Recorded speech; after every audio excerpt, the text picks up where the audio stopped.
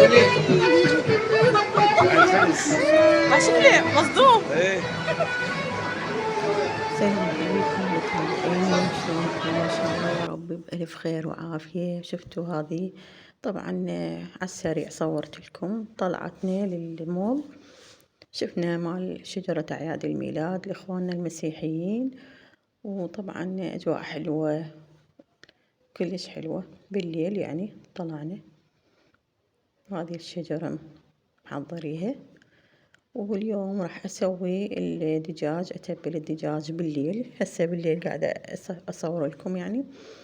هذه عندي حشوة قديمة وحشوة جديدة، وهذه عندي دجاج تبلته شوية روبة وصبغة المندي وكمون بهارات ولمن دوزي ونومي حامض. وهذا عندي كبة برغل وكبة تمن سويت بالليل. أنا دائما شغلي يعني أكثر شي بالليل شوية أفرغ، يعني مثل ما أنوم ابني يعني أفرغ يعني، وأنا بالليل ما أنام من وقت يعني، فأظل ألتهي أسوي هاي الشغلات.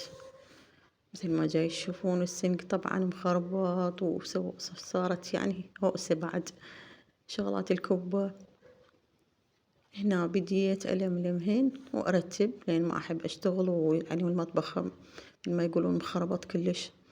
نظفته ورتبته وبديت ألف بيها. هنا سويت كبة التمن وكبة الجريش.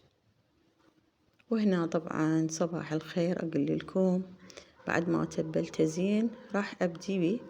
ناس قطعت جوانح يعني البصل شوية بوتيتو ونقع التمن، وحضرت البهارات.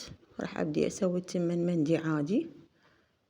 حطيت الدارسين ووردة اليانسون وشوية كمون، راح أحمسهن حتى تطلع ريحتهن، وأضيف هيل مطحون. بس تطلع ريحته أضيف التمن،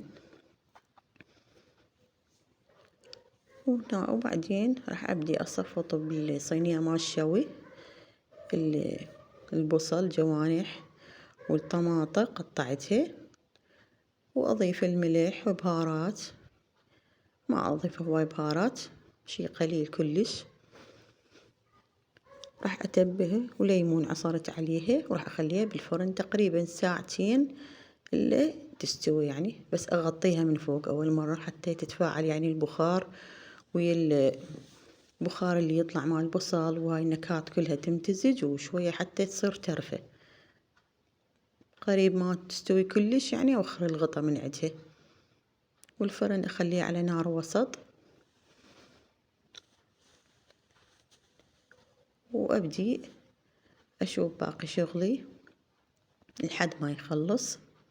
طبعا الكبة سويتها وجمدتها وخليتها بالمجمدة، هذه مال كل شهر لين ما يعني تخلص، وأبدي أسوي من جديد. هنا صبغة المندي خليت للتمن وراح أحمسه. عندكم طريقتين، يا تخلون التمن يستوي بعدين تضيفون نقاط بالماء تطوبوها الألوان وتضيفوها نقاط متفرقة على التمن، أو تسويها مثل هاي الفكرة يعني ماتي، أخلي رأسا اللون على التمن. طبعا راح يصير لونه كلش حلو مع المندي وطعمه يخبل. شوفوا هنا أنا بعد ما نشف هدرته زين. أهم شي تهدرون التمن. شوفوا شلون طلع حبة وحبة يعني. وراح أخليه متهدر نار ناصية. إذا عندكم فلفل بارد خلوه ببطنه.